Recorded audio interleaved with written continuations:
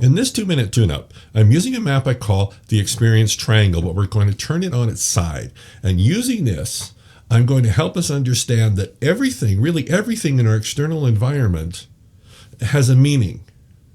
Now, where the empowering piece of this is deciding whether we allow it to have the meaning that we just receive, or whether we can choose what it means. Huge difference. I'm going to introduce Mr. Flipchart, so we're going to bring him up right now. Okay, here's Mr. Flipchart, starting the 2-minute timer. Now, here we go. This is you. I call it your I am, your soul, your spirit, right? This is your external world. That's the world out there. Now, information comes from your external world, and it comes to you. However, before it gets to you, it's got to go through some things. So one of the things it goes through is your thoughts. Now, your thoughts, roughly speaking, are divided into 2 categories.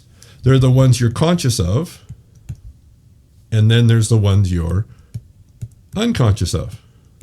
So we could say conscious, subconscious, right? And you're familiar with all this, I'm sure.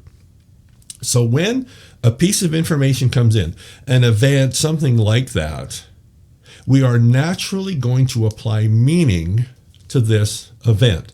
And it's going to come from one of 2 places. It's going to come from here, or it's going to come from here. Now, let's say it's a red light, green light. So we know, we've been taught really that red means stop, green means go. And we don't have to consciously go, what does that mean? Because in our subconscious, we know what that means. However, there's some other things that come through here that our subconscious automatically applies meaning to that maybe don't serve us anymore. Maybe they never did serve us. And this is where this comes into play.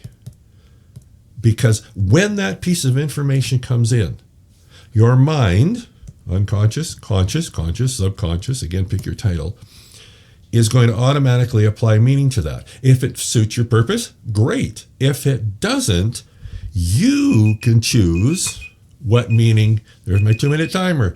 You can choose what meaning it has. You can decide what this piece of information, this event, this stimulus that's coming into you, you can decide the meaning that it has. And this is what we've forgotten. We feel in many ways that we're a victim of our external circumstances, right? Our external circumstances.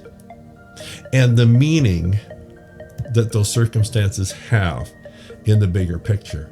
What we've, I think, never been taught and have often forgotten is that you can choose a different meaning.